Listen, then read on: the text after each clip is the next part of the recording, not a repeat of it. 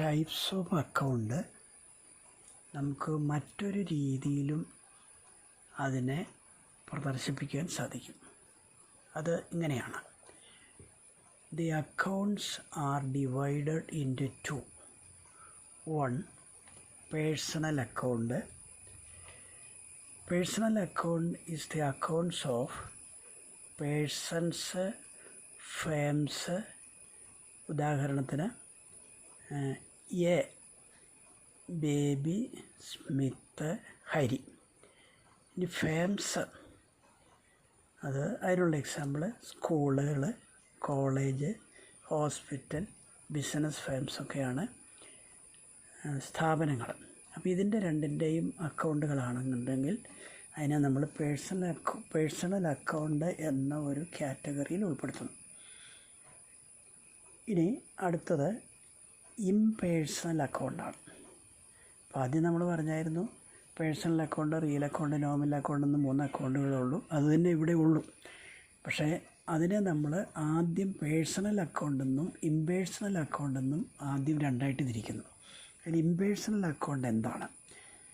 Impersonal accounts are again divided into real account. Real account എന്ന് പറഞ്ഞാൽ എന്താണ്?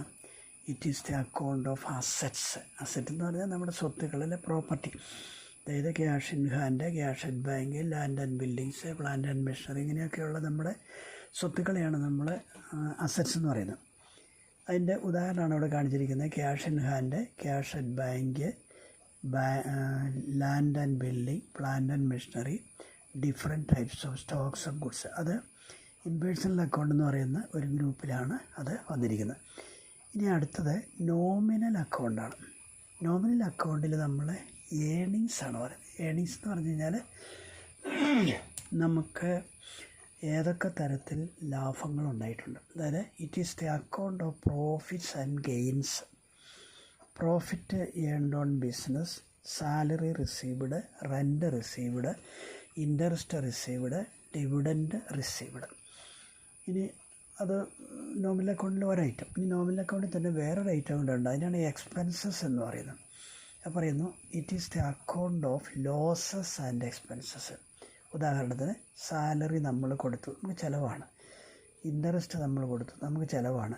Rent കൊടുത്തു, ചിലവാണ്. ഇലക്ട്രിസിറ്റി ചാർജസ് കൊടുത്തു, ചിലവാണ്. ടെലിഫോൺ ചാർജസ് കൊടുത്തു, ഇതൊക്കെ ചിലവാണ്. അപ്പോൾ ഇതിനെയെല്ലാം നമ്മൾ നോമിനൽ അക്കൗണ്ട്സ് എന്ന് പറയുന്ന ഒരു ഗ്രൂപ്പിലാണ് ഉൾപ്പെടുത്തിയിരിക്കുന്നത്. അപ്പം ഇത് ആദ്യം പറഞ്ഞതിൻ്റെ ഒരു ഉദാഹരണം എന്ന് മാത്രമേ ഉള്ളൂ. ആദ്യം പറഞ്ഞത് 3 തരം അക്കൗണ്ടുണ്ട്: personal account, real account, nominal account. ഇവിടെ പറയുന്നു പേഴ്സണൽ അക്കൗണ്ടെന്നും ഇംപേഴ്സണൽ അക്കൗണ്ടെന്നും ആദ്യം രണ്ടായിട്ട് തിരിക്കും. അതിൽ പേഴ്സണൽ അക്കൗണ്ടിൽ വ്യക്തിയുടെയോ സ്ഥാപനത്തിൻ്റെ അക്കൗണ്ടുകളാണ്. ഇംപേഴ്സണൽ അക്കൗണ്ട് വീണ്ടും രണ്ടായിട്ട് തിരിക്കുന്നുണ്ട്. അതൊന്ന് ഇംപേഴ്സണൽ അക്കൗണ്ടായിട്ട് തിരിക്കുന്നുണ്ട്. ഒന്ന് റിയൽ അക്കൗണ്ട്, അതായത് സ്വത്തുക്കളെ സംബന്ധിക്കുന്ന അക്കൗണ്ടുകൾ. രണ്ടാമത്തേത് നോമിനൽ അക്കൗണ്ട്, അത് വരവുകളും നേട്ടങ്ങളും ചെലവുകളും നഷ്ടങ്ങളെ പറ്റിയാണ്. അപ്പോൾ ഇത് ആദ്യത്തെ പറഞ്ഞത് തന്നെ, ഇത് ചില പുസ്തകങ്ങളിൽ ഇങ്ങനെയാണ് കാണുന്നത്. കാര്യങ്ങളെല്ലാം ഒന്ന് തന്നെ. ഇനിയും നിങ്ങൾക്ക് ഈ പറഞ്ഞ കാര്യങ്ങൾ തൃപ്തികരമായെങ്കിൽ നിങ്ങൾ ലൈക്ക് ചെയ്യുക, അതുപോലെ തന്നെ സുഹൃത്തുക്കളുമായി ഷെയർ ചെയ്യുക, സബ്സ്ക്രൈബ് ചെയ്യുക. വീണ്ടും അടുത്ത ഒരു അധ്യായമായിട്ട് കാണാം. അതുവരെ എല്ലാവർക്കും എല്ലാവിധ വിജയാശംസകളും നേരുന്നു. നന്ദി, നമസ്കാരം.